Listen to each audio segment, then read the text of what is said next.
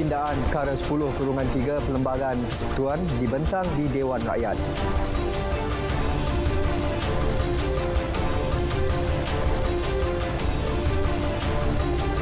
Otomotif High Technology Valley dilancar esok perkukuh ekonomi negara.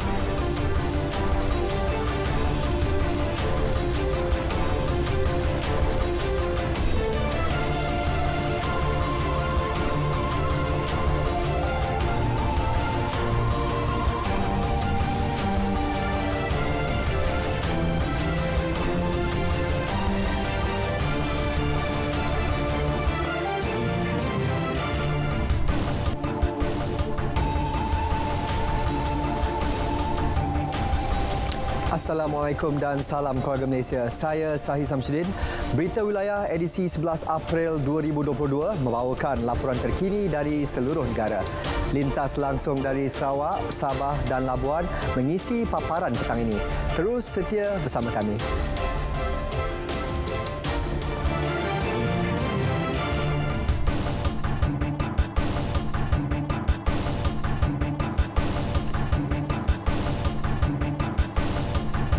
Rang Undang-Undang RUU Perlembagaan Pindaan Nombor 3 2022 dibentang pada mesyuarat khas Dewan Rakyat hari ini. Ia merupakan langkah permulaan kepada penggubalan akta baharu bagi melarang ahli Dewan Rakyat bertukar parti. Bacaan kali pertama dan kedua RUU Perlembagaan Pindaan Nombor 3 2022 dibentang Menteri di Jabatan Perdana Menteri, Parlimen dan Undang-Undang, Datuk Seri Dr. Wan Junaidi Tuanku Jaafar. RUU terbahagi kepada dua fasal bertujuan meminda Perkara 10 Perlembagaan Persekutuan untuk memberi punca kuasa bagi membolehkan penggubalan satu akta baharu berhubung larangan ahli Dewan Rakyat melompat parti. Yang amat berhormat Perdana Menteri Antara Kerajaan dan Pakatan Harapan pada pagi ini tadi telah diadakan dan 3 perkara telah dipersetujui. Yang pertama, pindaan yang ada di hadapan kita ini diperhaluskan berhubung dengan tafsiran bagi larangan ahli Dewan Rakyat bertukar parti. Yang ketiga, cadangan untuk memansuhkan perkara 48(6) Perlembagaan Persekutuan termasuk mana-mana pindaan lain kepada perlembagaan persekutuan yang dianggap perlu. Yang ketiga, menggubal satu rang undang-undang khusus berkaitan larangan ahli Dewan bertukar parti. Dalam pada itu, beliau memaklumkan sejak pilihan raya umum ke-14 hingga kini, 39 ahli parlimen telah bertukar parti. Tindakan itu telah mewujudkan pergolakan politik hingga berlaku pertukaran Perdana Menteri sebanyak 3 kali. Pada masa sama, menjejaskan amalan demokrasi negara kerana rakyat hilang kepercayaan terhadap wakil rakyat yang diundi menerusi pilihan raya. Untuk itu, pembentangan RUU Pindaan Perlembagaan dan RUU Anti Lompat Parti merupakan langkah penting yang tepat pada masanya bagi mengelak situasi sama berulang. Yang akan menjadi langkah permulaan kepada penggubalan rang undang-undang bagi mencegah tindakan keluar parti demi melindung hak rakyat yang telah memberi undi serta kepercayaan tinggi kepada ahli politik ketika proses pilihan raya. Selain itu, rang undang-undang ini juga mampu menghentikan tindakan mana-mana pihak yang dipilih dan dilantik melalui proses pilihan raya sah daripada bertukar parti tanpa sebab kukuh atas alasan munasabah sekaligus memastikan kestabilan politik negara untuk suatu jangka masa panjang. RUU Anti Lompat Parti dijadual dibentang pada mesyuarat Parlimen Julai ini. Jelas Datuk Seri Dr. Wan Junaidi, penggunaan istilah anti lompat parti adalah sementara. Istilah lebih wajar dan elok akan diperhalusi ketika RUU itu dibentangkan nanti. Sementara itu, pada sesi perbahasan RUU Pindaan Perlembagaan, ahli-ahli Parlimen Pembangkang termasuk pimpinan tertinggi parti politik memuji komitmen kerajaan untuk menggubal rang undang-undang anti lompat parti. Ketua Pembangkang Datuk Seri Anwar Ibrahim yang memulakan sesi perbahasan berharap penelitian terhadap RUU berkenaan dipercepat dan segera dibentang pada satu mesyuarat khas yang dicadang sebelum akhir bulan depan. Kerana seperti biasa, kalau kita berikan ruang ini, seperti pengalaman yang dibahaskan di Lok Sabha, India, bila ada pindaan perlembagaan yang luas, kemungkinan kerajaan yang ada majoriti kecil menggunakan pindaan itu untuk mengadakan pindaan-pindaan lain yang bertentangan dengan semangat mungkin berlaku. Oleh demikian, kita mohon supaya perkara 3A itu diperkemaskan, dan ini saya ucap terima kasih dipersetujui prinsipnya oleh Perdana Menteri dan disebut oleh Menteri tadi, supaya pindaan 10(3A) itu dikhususkan kepada soal defection atau pemindahan parti. Ahli Parlimen Langkawi, Tun Dr. Mahathir Mohamad turut menyokong usaha sama. Bagaimanapun, bekas Perdana Menteri itu mencadangkan penguatkuasaan RUU anti lompat parti itu nanti hanya dikuat kuasa kepada Ahli Dewan Rakyat, Ahli Dewan Negara dan ADUN sahaja. Terima kasih. Undang-undang anti lompat ni perlu diadakan, tetapi dia mestilah terhad khusus kepada Ahli Dewan Rakyat, Ahli Dewan Undangan Negeri dan mungkin juga Ahli Senat. Kalau dihak kepada mereka saja dan pihak lain bebas untuk menukar association atau parti, itu memeliharakan hak asasi mereka. Tetapi bagi ahli dalam Dewan Rakyat ini, kesan daripada lompatan mereka ini amat besar. Ahli Parlimen Muar, Syed Saddiq Abdul Rahman pula menyifatkan penggubalan RUU anti lompat parti sebagai permulaan yang baik untuk menghasilkan lebih banyak pembaharuan pada masa akan datang. Saya rasa Perdana Menteri berada di kedudukan yang terbaik. Usually in times of crisis will a person be truly tested, and that test will make our country stronger. Saya berharap Yang Berhormat Perdana Menteri dapat menyahut cabaran ini, tahniah, dan saya berharap pembaharuan ini akan terus dibawa kerana kita masih ada lagi to reset Malaysia, selamatkan Malaysia bukan untuk parti politik tetapi untuk rakyatnya. Automotif High Technology Valley AHTV yang akan dibangunkan di Proton City Tanjung Malim Perak antara pelaburan baharu dirancang dalam mengukuhkan ekonomi negara. Pelaburan RM32 bilion yang disuntik bakal mewujudkan lebih 400,000 peluang pekerjaan. Menjelang majlis pelancaran AHTV esok, kita ikuti perinciannya bersama Nur Syahana Kamarudin. Automotif High Technology Valley AHTV merupakan projek berimpak tinggi DRB Highcom Berhad yang dijangka meningkatkan industri automotif negara. Projek berskala besar tersebut dibangunkan secara strategik sebagai hub industri automotif berteknologi tinggi di rantau ASEAN. Kita membangunkan AHTV ini adalah untuk menyokong hasrat kerajaan bergerak ke arah kelestarian alam, ke arah carbon neutral economy. Jadi harapan kami ialah semua pemain industri bersama-sama dengan kami untuk membangunkan AHTV ini agar satu, Malaysia mula menjadi satu pengguna, bukan saja pengguna teknologi, tapi juga bersama-sama dengan pemain lain membangunkan teknologi berkaitan dengan next generation vehicle. Ke arah perkembangan revolusi industri IR 4.0 dalam penyediaan tenaga mahir, pembinaan Universiti Penyelidikan turut termasuk dalam komponen pembangunan AHTV. Ia bagi melahirkan generasi baharu jurutera yang menjurus kepada aliran industri automotif. Tapi salah satu komponen dalam AHTV ini adalah pembangunan sebuah Universiti Penyelidikan ataupun Research University yang akan membolehkan kita membangunkan tenaga mahir di Malaysia sendiri. Jadi insya-Allah kalau berjalan dengan lancar, universiti ini akan dapat membangunkan minda-minda yang boleh memikirkan atau menyelesaikan masalah-masalah berkaitan dalam industri lah. Impak positif pembangunan AHTV tidak hanya kepada negara, bahkan meliputi limpahan ekonomi kepada masyarakat serta memelihara kelestarian alam sekitar. Pembangunan seperti ini pertama sekali ialah peluang pekerjaan. Dalam proses membangunkan AHTV dalam 10 tahun, 300 lebih ribu peluang pekerjaan disediakan. Apabila telah siap kelab, lebih 160,000 tak silap saya akan tersedia. So itu yang paling nyata lah. Kedua tadi sebut tentang tenaga kerja, tenaga mahir, daya fikir yang lebih baru. Majlis perasmian akan disempurnakan Perdana Menteri Datuk Seri Ismail Sabri Yaakob. Setakat ini segala persiapan berjalan lancar. Automotif High-Tech Valley yang akan dilancarkan esok berpotensi mengubah landscape kehidupan seharian masyarakat. Industri hiliran automotif berteknologi tinggi ini juga dijangka meningkat selari dengan perkembangan revolusi industri 4.0. Ia sekaligus memberi impak positif secara holistik kepada masyarakat dan negara tanpa mengabaikan kelestarian alam sekitar. Nur Syahana Kamarudin, Berita RTM.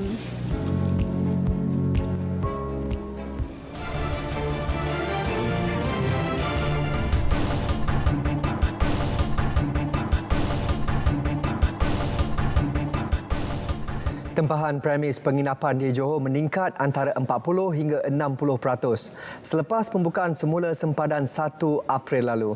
Jumlah itu meningkat berbanding hanya 5 hingga 10% masa tempoh pandemik.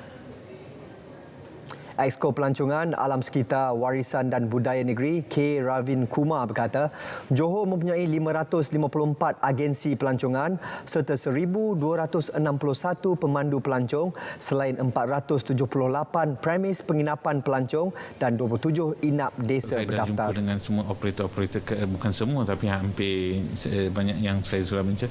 Mereka pun dah buat persiapan dari segi bilik mereka, SOP bilik-bilik mereka, dah buat semua persiapan dari segi staf mereka. Dulu kalau dulu masa pandemik semua kurang staf, tapi mereka dah meningkatkan staf-staf mereka untuk menerima pelancong yang lebih tinggi lah. Beliau ditemui RTM dalam temu bual khas di Johor Bahru. Menerusi data Jabatan Imigresen, lebih 200,000 pelancong luar memasuki Johor menerusi pintu masuk bangunan Sultan Iskandar BSI dan Kompleks Sultan Abu Bakar KSAB hingga 4 April. Pembukaan semula sempadan Malaysia-Singapura 1 April lalu terus memberi impak positif dengan kemasukan warga Singapura ke Johor. Kehadiran mereka amat dinantikan semua pihak, terutama sektor perniagaan sekaligus merancakkan semula ekonomi negeri. Tinjauan RTM mendapati warga Singapura begitu teruja dapat berkunjung ke negeri itu serta melakukan aktiviti membeli belah untuk persiapan Aidilfitri.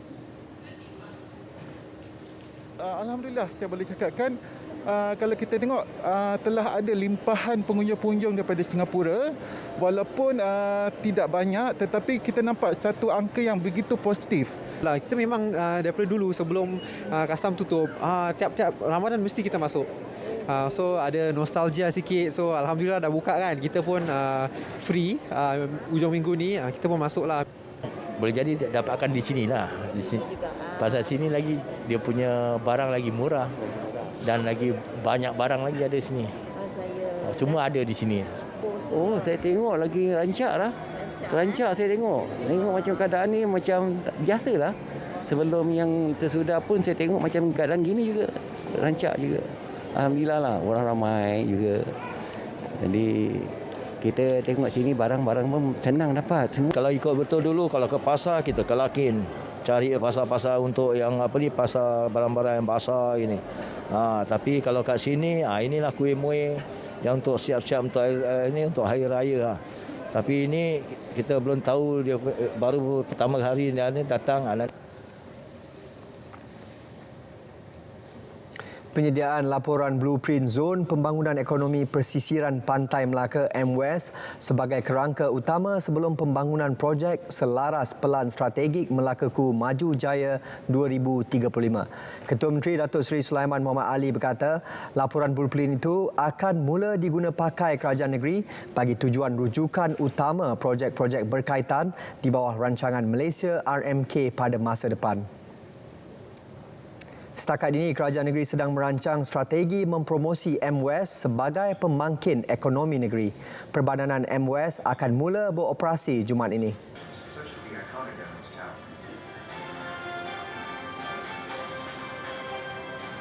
Ini makna blueprint ini menjadi rujukan ataupun sebarang bentuk pembangunan yang terdapat dalam sekitar MBS itu mesti diterima pakai sekalian dengan apa sahaja permohonan yang terdapat di dalam permohonan MBS.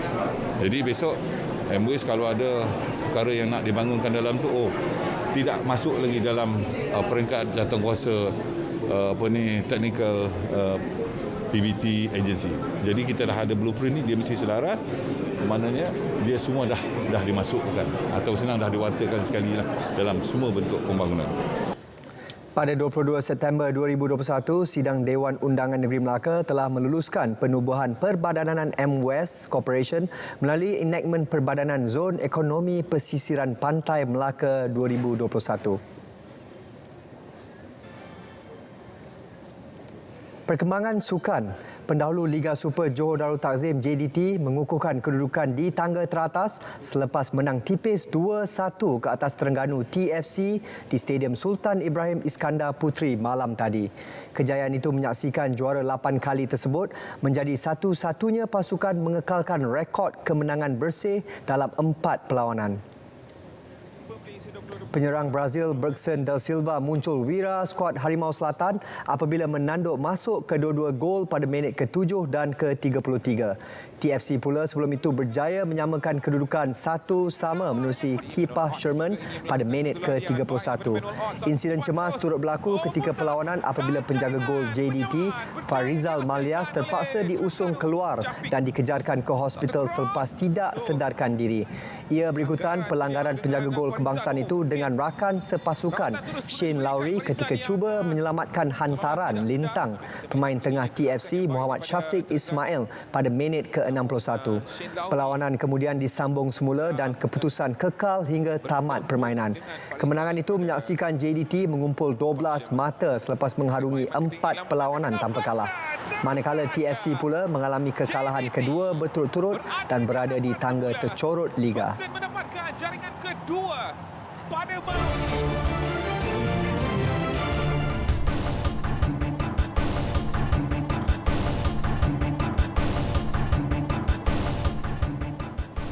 $1,500 naskah Al-Quran yang mempunyai terjemahan bahasa Melayu, Inggeris dan Mandarin disumbangkan Kedutaan Arab Saudi ke 10 premis penginapan pelancongan di Kelantan.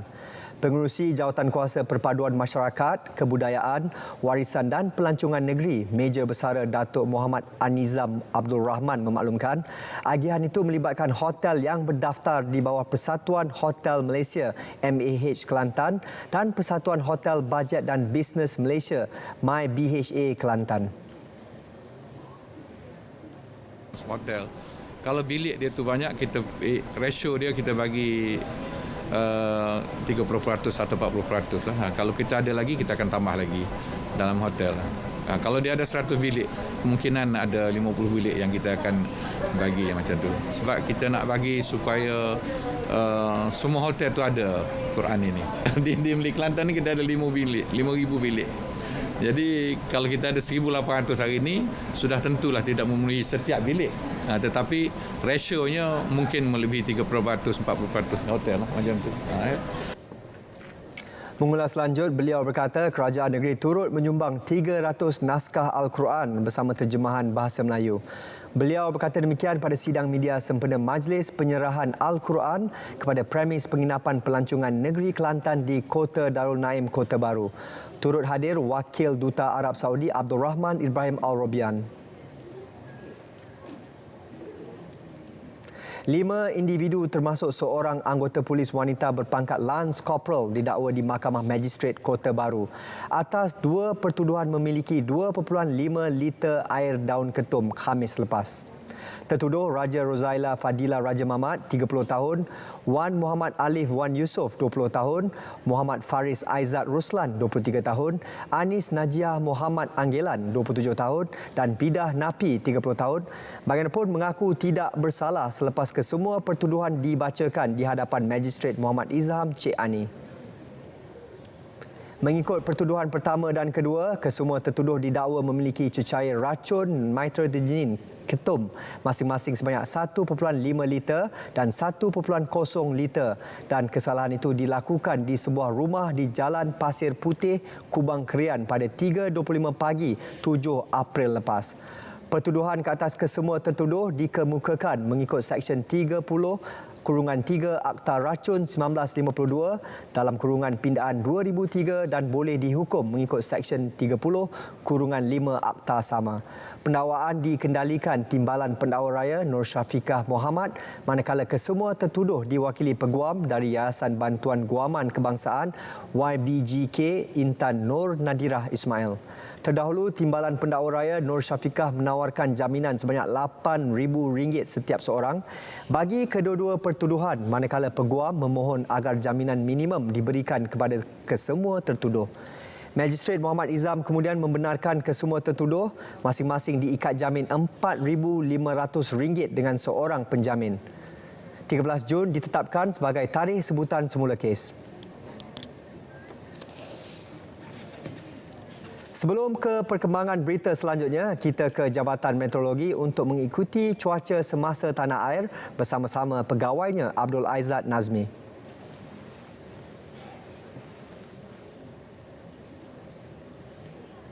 Assalamualaikum dan salam sejahtera. Laporan cuaca petang ini kita mulakan dengan amaran yang sedang berkuat kuasa, iaitu amaran angin kencang dan juga laut bergelora kategori pertama. Susulan iaitu ribut tropika yang dinamakan sebagai Maggie menyebabkan keadaan laut bergelora dan angin kencang di sekitar perkapalan Laut Cina Selatan seperti di sebahagian Kondor, Reef North, Layang, Palawan, Labuan dan juga Sulu. Dan ia berbahaya ke atas semua aktiviti melibatkan bot-bot kecil, suka laut dan juga rekreasi laut. Dan ia juga dijangkakan akan berakhir pada tengah malam hari ini. Baiklah, kita beralih ke pemantauan keadaan cuaca semasa menunjukkan keadaan cuaca yang agak lembap menumpur di hampir semua negeri di Semenanjung buat masa ini, iaitu hujan lebat berserta ribut petir di beberapa tempat sedang aktif berlaku seperti di negeri Pulau Pinang, selatan negeri Kedah, sekitar negeri Perak dan juga sekitar daerah di petaling negeri Selangor. Dan juga ia mengunjur sehingga ke selatan Semenanjung seperti di Tampin, Kuala Pilah dan juga Jempol, Negeri Sembilan, dan melibatkan Alur Gajah dan Jasin, termasuklah di kebanyakan daerah di negeri Johor buat masa ini. Dan ditambah juga angin baratan ini juga boleh menyebabkan hujan memasuki di kawasan negeri Pahang. Dan buat ketika ini hujan hampir terdapat di hampir semua daerah melibatkan negeri Pahang dan juga berpotensi untuk memasuki di kawasan selatan negeri Terengganu, melibatkan daerah Dungun dan juga Kemaman, dan tidak lupa juga melibatkan jajahan negeri Kelantan seperti di kawasan Gua Musang di sini. Dan dijangkakan ia akan kekal lembap sehingga ke malam ini. Baiklah, kita beralih ke negeri Sabah dan juga Sarawak. Keadaan yang sedikit berbeza, iaitu keadaan hujan yang itu di satu dua tempat melibatkan daerah bahagian Kuching, Serian Samarahan, Sedia Aman, Betong, Sarike dan juga Sibu. Ditambah juga litupan awan yang agak tebal menyebabkan keadaan cuaca mendung seperti di bahagian Mukah, Bintulu dan Miri, termasuklah hujan di satu dua tempat di bahagian Limbang, negeri Sarawak. Dan keadaan yang berbeza sama sekali di negeri Sabah. Di kebanyakan bahagian di kawasan tersebut menunjukkan tiada hujan dan juga cerah pada petang ini. Namun keadaan hujan di satu dua tempat dicerap di sekitar bahagian Tawau, negeri Sabah. Dan juga menjelang pada malam ini pula, Map Malaysia menjangkakan hujan boleh berlaku di pedalaman Kapit, termasuklah di bahagian Sanakan dan juga Tawau, negeri Sabah. Sekian dahulu laporan cuaca buat petang ini. Dapatkan informasi cuaca di laman sesawang dan juga media sosial kami. Saya Abdul Aizat. Assalamualaikum.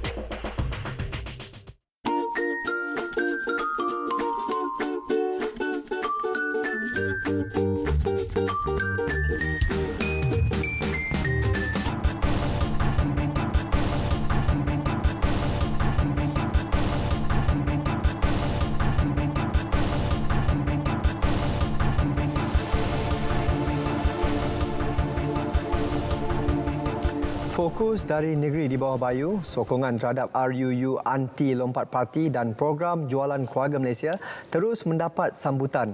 Butirannya bersama Jovinia Jim Lajim di Kota Kinabalu. Silakan. Ya, sahih. Rang undang-undang RUU anti lompat parti diyakini mampu mengurangkan amalan hijrah politik sekaligus menanam budaya politik sihat di negara ini. Sehubungan itu, sudah tiba masanya undang-undang seumpama itu diperkenalkan, memandangkan negara ini mengamalkan sistem demokrasi yang berasaskan sistem politik berparti. Pengerusi Kelab Penyokong Gabungan Rakyat Sabah Barisan Nasional GRSBN, Datuk Seri Panglima Dr. Saleh Said Keruak berkata demikian ketika diminta mengulas mengenai perkara tersebut di Kota Kinabalu. Apabila mereka seorang itu bertanding atas tiket parti masing-masing adalah wajar bagi beliau sepatutnya terus menjadi ahli kepada parti tersebut kerana kita memilih wakil rakyat itu berdasarkan sistem berparti. Mengenai kerjasama GRSBN, Dato' Saleh yang juga ahli Dewan Undangan Negeri Usukan mengalu-alukan penubuhan gabungan itu bagi menentukan kerajaan negeri yang stabil meskipun UMNO tidak menjadi sebahagian daripadanya tetapi tetap menyokong penubuhan GRSBN. Sejumlah 45 juta ringgit dana diperuntukkan melibatkan lebih 10,000 penerima terdiri golongan fakir, asnaf, miskin dan mualaf melalui zakat dan fitrah Majlis Ugama Islam Sabah MUIS. Dana tersebut merupakan sumbangan bulanan MUIS selama setahun. Turut menerima bantuan MUIS adalah saudara baru dan bantuan Aidilfitri. Pada bulan Ramadan ini, fakir, miskin dan mualaf kita berikan juga sumbangan Ramadan dan Aidilfitri. Dan ini mencapai jumlah lebih kurang 10 juta. Ke 10 juta untuk mereka khas untuk menyambut Aidilfitri. Rasa macam gembiralah. Karena Dato' Arifin ni kan suka membantu orang dalam apa-apa kesusahan kan. Kadang-kadang kalau bantuan bakul. Yalah, ini kedua kali saya dapat macam inilah bantuan begini. Saya rasa bersyukur juga sebab macam kami ni mualaf macam tidak dilupakan lah. Gembira sebab 2 tahun lepas tidak bersama-sama. Itulah rasa gembira berkumpul dengan Dato' Arifin dengan saudara-saudara baru. Harap-haraplah dapat sambung belajar kelas minggu. Seramai 387 saudara baru atau mualaf menerima sumbangan bantuan tunai pada program Forum Ramadan bersama saudara kita di Membakut. Program Jualan Keluarga Malaysia terus mendapat sambutan menggalakkan daripada orang ramai khususnya yang meringankan beban perbelanjaan isi rumah semasa bulan Ramadan.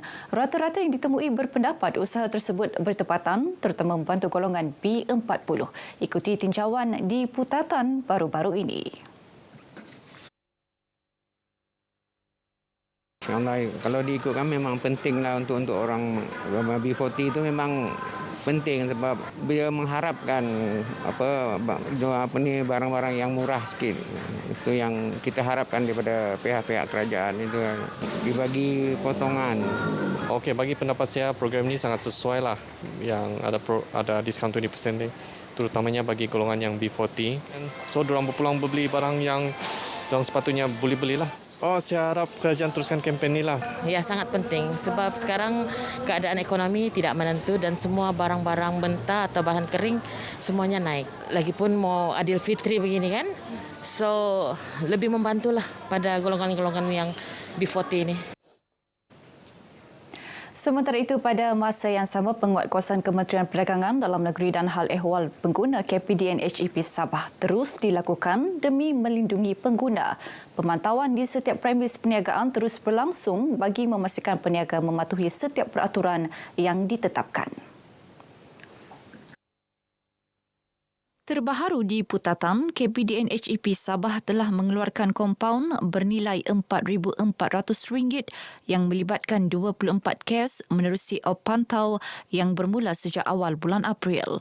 Menerusi kenyataan KPDN HEP Sabah, tindakan kompaun itu merupakan hasil daripada 1,506 pemeriksaan seluruh negeri. Daripada jumlah itu, sebanyak 419 pemeriksaan dijalankan di Bazar Ramadan.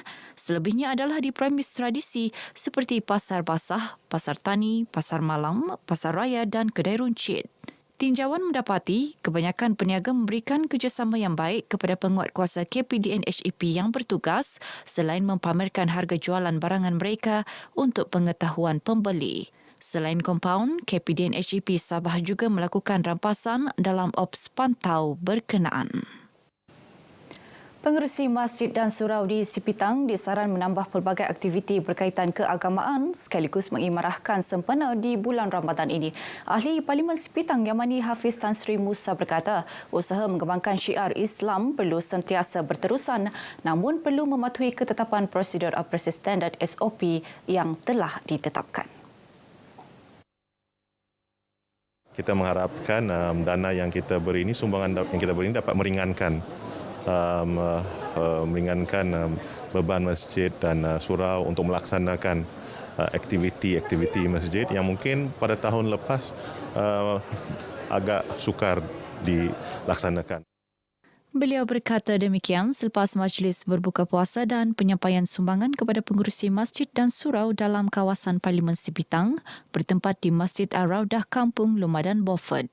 Yamani yang juga Timbalan Menteri Keuangan 2 turut meluluskan permohonan kemudahan lampu solar baharu di gelanggang futsal di Kampung Lumadan.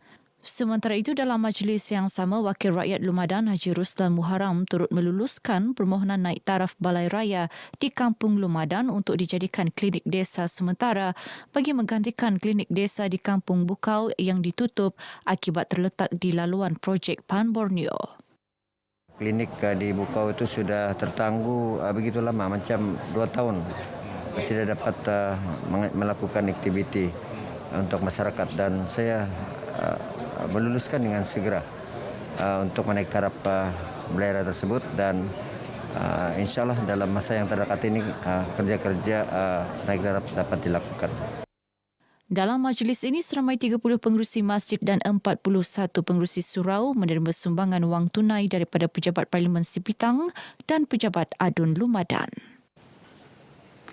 Parti Islam Se-Malaysia PAS kawasan Putatan memberi sumbangan bakul makanan kepada 123 ketua isi rumah yang terlibat dalam beberapa kejadian kebakaran di 5 kawasan sekitar ibu negeri. 5 kawasan tersebut adalah di Kampung Beruntung, Kampung Sri Pandan, Cyber City, Kampung Kopungit dan Kampung Tanjung Aru. Selain daripada program sumbangan Ramadan ini, kita juga buat antaranya edaran kurma dan edaran sahur kepada frontline yang bertugas pada waktu pagi dan juga beberapa program lain seperti buka puasa dan juga program lawatan-lawatan kepada asnaf-asnaf ataupun penerima-penerima lah yang memerlukan di dalam kawasan Parlimen Putatan. Beliau berkata demikian kepada pemberita RTM selepas menyerahkan bakul makanan di Kampung Tanjung Aru. Beliau berharap bantuan itu sedikit sebanyak dapat meringankan bebanan keluarga yang terlibat khususnya di bulan Ramadan ini. Alhamdulillah, terima kasihlah dengan sumbangan ini kami dapat juga penjimat pembelajaran kami pada bulan puasa lah. Pasal terima kasih juga lah kepada PAS kawasan Putatan ini. Terima kasih yang mengasih sumbangan untuk bulan ini, bulan puasa ini, yang kami bekas kebakaran. Sungguh terima kasih banyak-banyak kepada siapa yang mengasih sumbangan sama kami. Baik, saudara, sekian berita dari negeri di bawah bayu. Keluarga Malaysia lengkapkan vaksinasi COVID-19 anda dan keluarga kerana lindung diri, lindung sebuah. Seterusnya kita kembali bersama Sahi di Angkasa Puri. Silakan, Sahi. Terima kasih, Jovinia.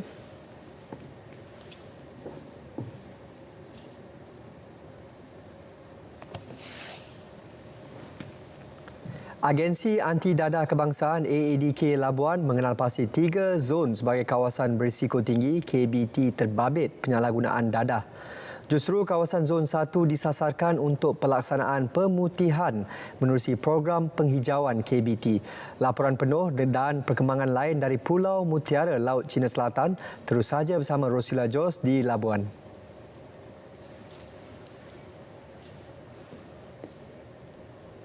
Program berkenaan, jelas Ketua Pegawai AADK Labuan Abdul Ghani Keruput, telah dilaksanakan sejak tahun lepas di seluruh negara. Lokasi yang dikenal pasti juga berdasarkan angka penagih dadah yang berdaftar di bawah agensi berkenaan. Untuk makluman, kita kenal pasti 3 kawasan ini berdasarkan klien yang berdaftar dengan AADK Labuan dan masalah sosial ataupun masalah penagihan di kawasan tersebutlah. Dalam pada itu, lebih 300 orang kena pantau OKP direkodkan sehingga kini. Beliau turut memaklumkan sepanjang tempoh 3 tahun sejak 2020, kes tangkapan berkaitan penyalahgunaan dadah telah menunjukkan penurunan. Kerjasama pelbagai pihak juga dituntut bagi memastikan matlamat program berjaya. Perbadanan Labuan menyediakan ruang khas terutamanya untuk peniaga bazar Ramadan bagi menunaikan solat. Keperluan disediakan hasil maklum balas awam, juga nasihat ahli Majlis Penasihat Perbadanan Labuan. Timbalan Ketua Pegawai Eksekutifnya Ridwan Muhammad Ismail memberitahu Perbadanan Labuan sentiasa terbuka menerima maklum balas khususnya mengenai penambahbaikan yang memberi manfaat kepada semua pihak. Kita faham bahawa peniaga-peniaga ini untuk di Labuan ini waktu maghribnya agak awal. Jadi kadang-kadang tidak sempat untuk mereka mengerjakan fardu asar dan juga solat maghrib khususnya. Jadi kita menyediakan ruang untuk solat untuk lelaki dan wanita. Beliau berkata demikian ketika meninjau Bazar Ramadan di Labuan Walk bersama pengerusi Majlis Penasihat Perbadanan Labuan yang juga ahli Dewan Negara Senator Datuk Bashir Alias. Sungguh menakjubkanlah, ramai orang datang mungkin kerana sudah lama kita tidak berada dalam keadaan begini. Mudah-mudahan dengan aktiviti-aktiviti perniagaan begini akan dapat melonjakkan ekonomi setempat. Bubur banging merupakan makanan tradisi masyarakat Kedayan Brunei di Labuan yang berbeza daripada bubur lain. Sempena Ramadan ini, kira-kira 1,000 bungkus bubur banging diagihkan secara pandu lalu oleh Badan Bukan Kerajaan NGO menerusi Persatuan Pantaran Biskita.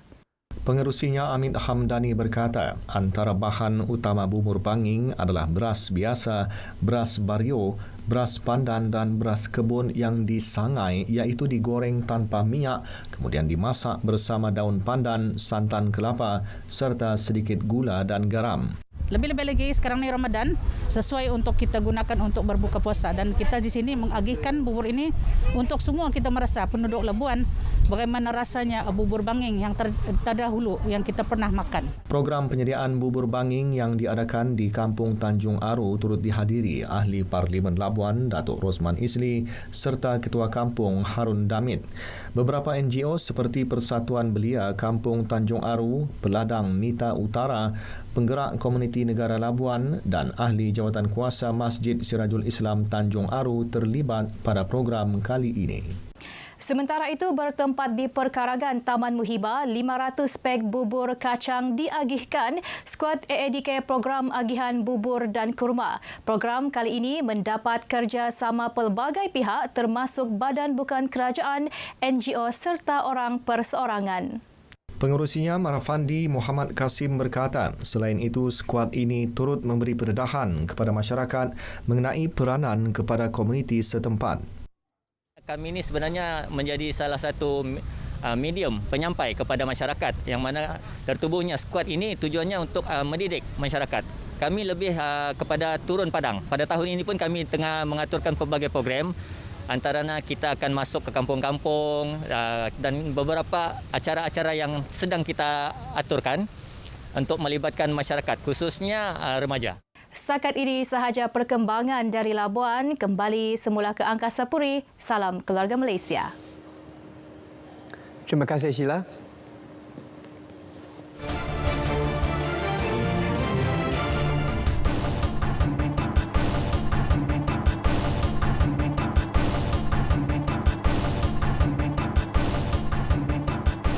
Antara tumpuan dari Bumi Kenyalang, Sarawak mencatat peratusan tertinggi imunisasi COVID-19 dalam kalangan kanak-kanak. Untuk perkembangannya langsung bersama Vanessa Mering. Silakan V. Ya Sahih, Sarawak mencatatkan peratusan tertinggi inokulasi COVID-19 dalam kalangan kanak-kanak berusia antara 5 dan 11 tahun di negara ini. Timbalan Premier Sarawak Datuk Seri Dr. Sim Koo Hian berkata, setakat semalam 78% kanak-kanak di negeri ini telah mendapatkan vaksinasi mereka. I understand that to vaccinate children is a bit more tricky because you need one or the parent must be around the son. They cannot send a letter say. Jelasnya ini menunjukkan keprihatinan ibu bapa dalam melindungi kesihatan anak-anak mereka daripada jangkitan virus COVID-19 yang masih menular dalam komuniti. Beliau menambah regimen vaksin COVID-19 untuk kanak-kanak berumur bawah 5 tahun belum diluluskan. Datuk Seri Dr. Sim berkata demikian ketika merasmikan program matlamat pembangunan mampan bandar sihat di Kota Semarahan. Dalam perasmian program 2 hari itu, beliau turut meminta warga Semarahan supaya sentiasa menjaga kebersihan dan keindahan kawasan tersebut dalam usaha menjadikan Kota Semarahan sebagai metropolis kesihatan. Ketibaan pelancong ke Sarawak yang meningkat hampir 600% merupakan petanda baik untuk sektor pelancongan negeri ini kembali aktif. Timbalan Menteri Pelancongan, Industri Kreatif dan Seni Persembahan Datuk Sebastian Ting Chiu Yu berkata, jumlah ketibaan pelancong ke Sarawak dari Januari hingga Mac lalu adalah 228,000 orang atau 65,000 orang sehari.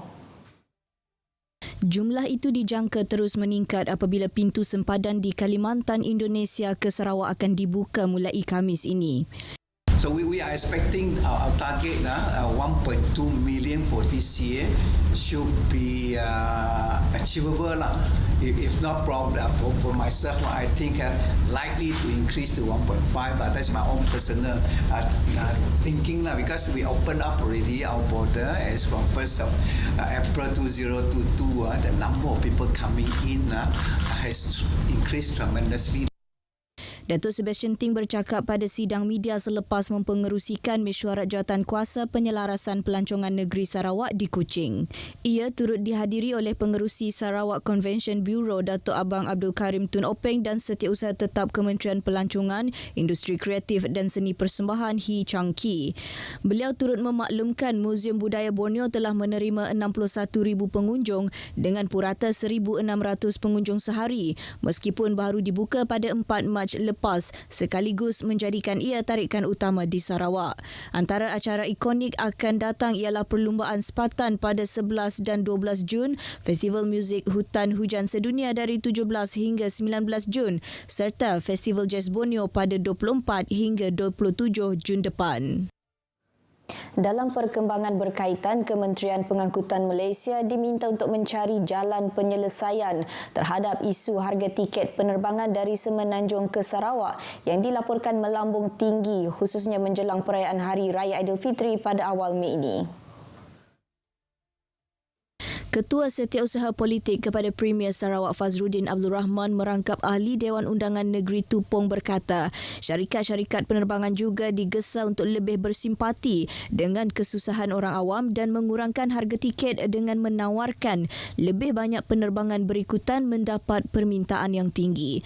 Beliau mengulas mengenai kenaikan harga tiket penerbangan dalam satu kenyataan media hari ini. Menurut Fazruddin juga, pengurangan harga tiket penerbangan ini amat penting bagi meringankan kos perjalanan rakyat Sarawak untuk meraihkan Hari Raya Aidilfitri tahun ini bersama keluarga tersayang. Delegasi daripada Lembaga Pasaran Tenaga EMA serta Kementerian Perdagangan dan Industri MTI Singapura mengadakan kunjungan hormat terhadap Premier Sarawak Datuk Patinggi Tan Sri Abang Johari Tun Openg di pejabatnya di Wisma Bapa Malaysia di Kuching hari ini.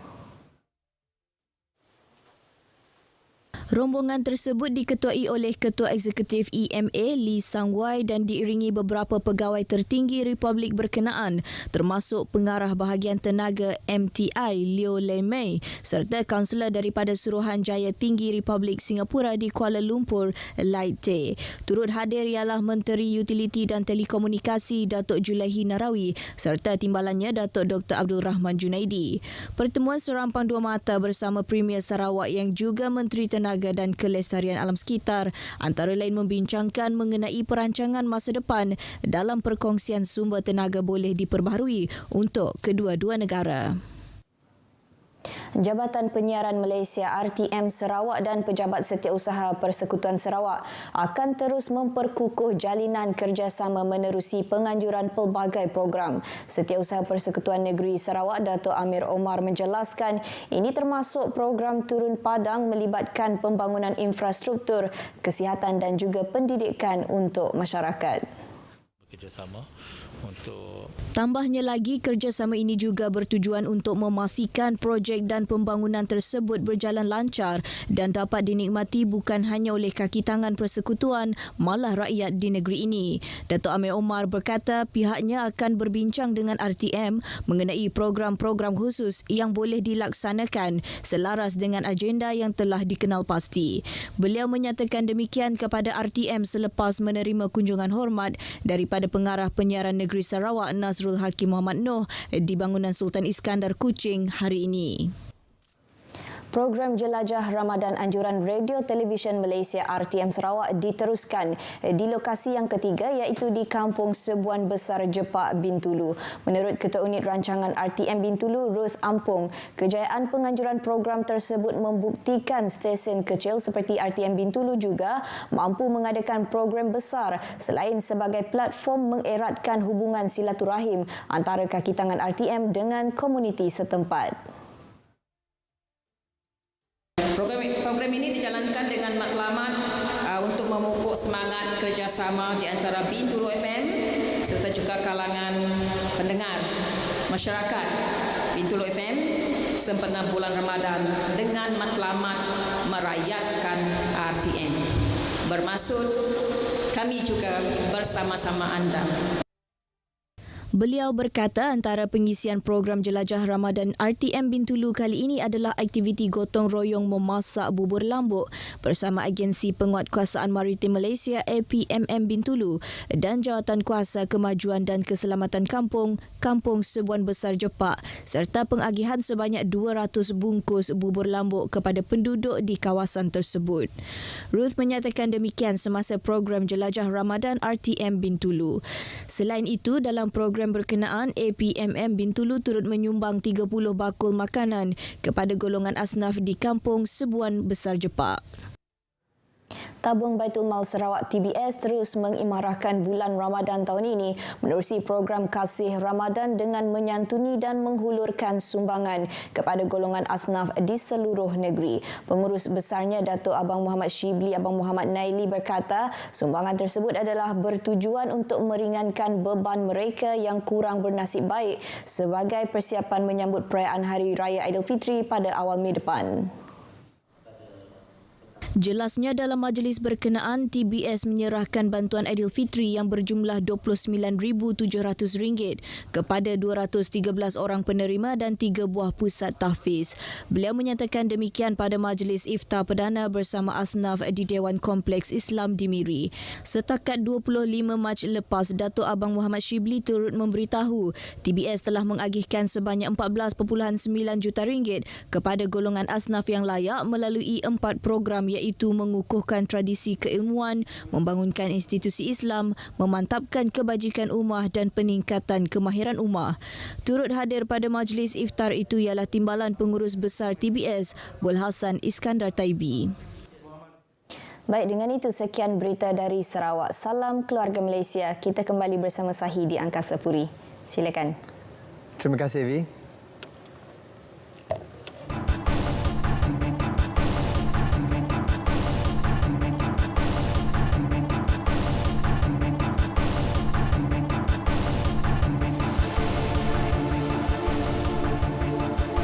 Dua tahun menyepi akibat pandemik, pembukaan Bazar Ramadan tahun ini memberi sinar buat peniaga selepas negara memasuki fasa peralihan ke endemik 1 April lalu.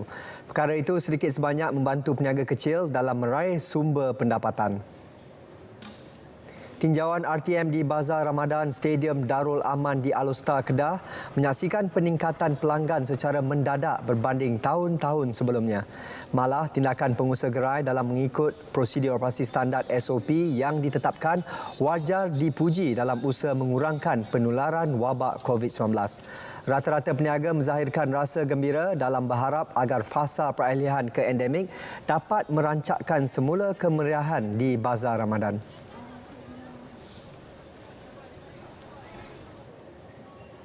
Okey, bazar tahun ni mendapat sambutan yang ramai, alhamdulillah, daripada tahun-tahun lepas. Walaupun masa pandemik kan sangat susah untuk jual sebab kena jaga SOP semua. Itulah, alhamdulillah. Kira kami orang meniaga ni tahun ni memang niaga laris lah. Kira alhamdulillah dah kerajaan bagi longgar macam ni kan. Kami meniaga kira boleh, memang boleh sangat-sangat lah. Bukan itu sahaja, kebanyakan pengunjung memberi pelbagai reaksi berkenaan pematuhan SOP dan harga barangan yang dijual di Bazar Ramadan tahun ini.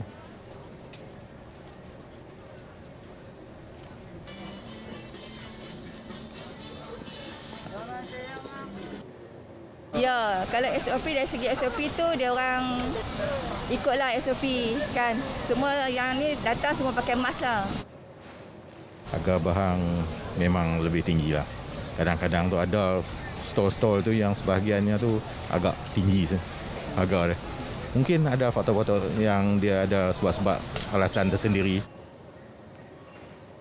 Sekalipun pembukaan bazar tahun ini disambut dengan meriah disebabkan kelonggaran SOP oleh kerajaan, rata-rata pelanggan berharap agar peniaga tidak mengambil kesempatan itu untuk menaikkan harga barangan. Akibat menunggang motosikal secara berbahaya, 2 penunggang motosikal ditahan dalam op samseng jalanan. Kedua-dua individu berkenaan ditahan dalam 2 operasi berasingan oleh bahagian siasatan dan penguatkuasaan trafik BSPT Kota Setar dan Kulim, Kedah. Ketua Jabatan Siasatan dan Penguatkuasaan Trafik JSPT IPK Kedah, Superintendent Muhammad Mahiri Husin berkata, dalam operasi di Jalan Padang Garam, Kuala Kedah petang Sabtu lepas, seorang buruh berusia 21 tahun ditahan selepas menunggang motosikal dengan melakukan aksi zigzag. Perbuatan yang dilakukan berulang kali mengganggu pengguna jalan raya yang lain. Sementara itu, dalam operasi berasingan di Jalan Pong Oh Yun, Kulim, awal pagi semalam, seorang buruh berusia 32 tahun telah ditahan selepas membuat aksi berbahaya dengan mengangkat tayar hadapan. Kedua-dua individu berkenaan ditahan dan disiasat di bawah Seksyen 42 Kurungan 1 Akta Pengangkutan Jalan APJ 1987. Manakala kedua-dua motosikal disita, dalam kedua-dua operasi itu, 58 saman dikeluarkan atas pelbagai kesalahan, antaranya ubah suai motosikal, tiada lesen memandu, tiada lesen kenderaan motor dan memandu di bawah umur. Integriti mempunyai hubungan positif dengan kesejahteraan individu, komuniti dan sesebuah organisasi. Ia menjadi elemen penting bagi kesejahteraan dalam kaki tangan awam dengan penekanan merangkumi elemen kejujuran, ketulusan, kesempurnaan serta keutuhan. Raja Muda Perlis Tuanku Syed Faizuddin Putra Jamalulail bertitah, integriti perlu difahami sebagai nadi utama pencapaian hasil kerja berkualiti yang dipertanggungjawabkan kepada seorang individu atau organisasi dengan berlandaskan ciri-ciri kerja bersepadu dan menyeluruh. Integriti juga membentuk kaki tangan yang mempunyai tingkah laku yang baik dan bebas daripada tingkah laku negatif seperti mencuri, vandalisme, memanjangkan waktu rehat tanpa kebenaran dan ponteng kerja. Baginda bertitah demikian ketika menyerahkan sumbangan maib berjumlah RM21,000 kepada 30 asnaf terpilih dalam kalangan anak Korea Masjid An-Nur Kampung Cantik, Padang Besar Utara.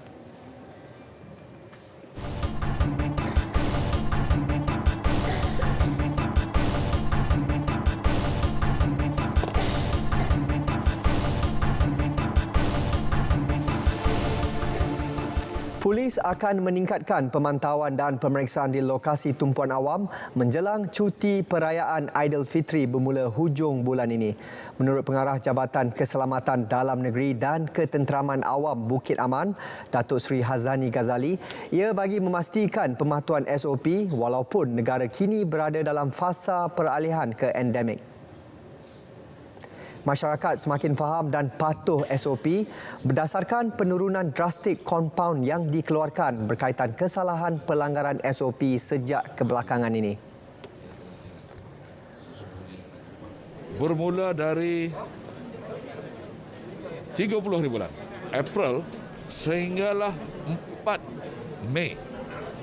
Itulah tempoh untuk musim perayaan. Jadi yang tinggal cuma 2 hari je, 5 dan 6 untuk bekerja balik. Tapi saya jangka masa itu pergerakan masif mula akan berlaku di seluruh Malaysia. Okay, orang nak balik kampung raya dan sebagainya. Pesan saya simple saja.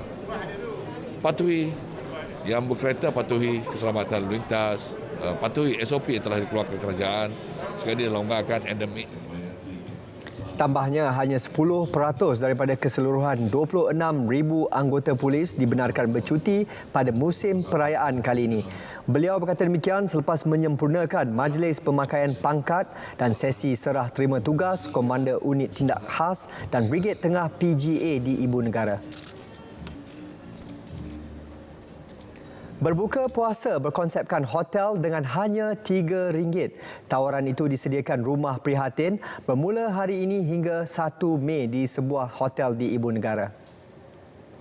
Menurut Pengarah Eksekutif Rumah Prihatin, Datuk Muhammad Irwan Rizal, program itu menyasarkan musafir, asnaf, anak-anak yatim serta golongan kurang berkemampuan. Objektifnya adalah untuk memberi peluang kepada kumpulan sasar kita tadi untuk menikmati juadah berbuka puasa di dalam suasana hotel dalam kadar yang dalam ruang lingkup kemampuan mereka, kerana Yang Berhormat Tan Sri Anwar Musa, Menkom kita selaku pengasas Rumah Prihatin, beliau sedar dengan keadaan ekonomi sekarang ini yang masing-masing baru ingin meningkatkan lagi tahap ekonomi, mereka juga harus diberi peluang untuk menikmati juadah sepanjang Ramadan ini. Orang ramai juga berpeluang bertemu hampir 70 personaliti televisyen serta artis tempatan selaku hos program. Majlis Sukan Negara MSN akan terus mengamalkan konsep gelembung sukan ke atas atlet yang bakal memulakan latihan pada 17 April ini. Timbalan Ketua Pengarah Strategik MSN Suhardi Alias berkata, ia bertujuan memastikan persiapan menghadapi Sukan SEA 2021 Hanoi berjalan lancar, sekaligus mengelak daripada sebarang isu COVID-19 sebelum berlepas ke Vietnam Mei depan. Menurut Suhardi, sebagai persiapan awal, MSN akan memanggil semua atlet menjalani latihan pusat di Bukit Jalil dalam masa terdekat dan sepanjang tempoh tersebut, atlet dilarang menerima tetamu. Tambahnya, selain atlet yang akan berkampung di MSN, pemain skuad badminton pula kekal menjalani latihan di Bukit Kiara. Sebenarnya tujuan kita meletakkan mereka masih lagi dalam bubble adalah untuk memastikan bahawa persediaan yang telah kita laksanakan, khasnya dari segi persediaan Sukan SEA di Vietnam ini sejak tahun 2020 lagi akan terus berjalan lancar tanpa sebarang jangkitan baru di dalam perkampungan latihan tersebut. Jelas Suhardi, kumpulan pertama atlet akan berlepas ke Vietnam pada 7 Mei depan. Berita Wilayah edisi 11 April berakhir di sini. Dapatkan perkembangan sahih sepanjang masa melalui portal Berita RTM di berita.rtm.gov.my. Saya Sahih Samsudin. Assalamualaikum dan salam keluarga Malaysia.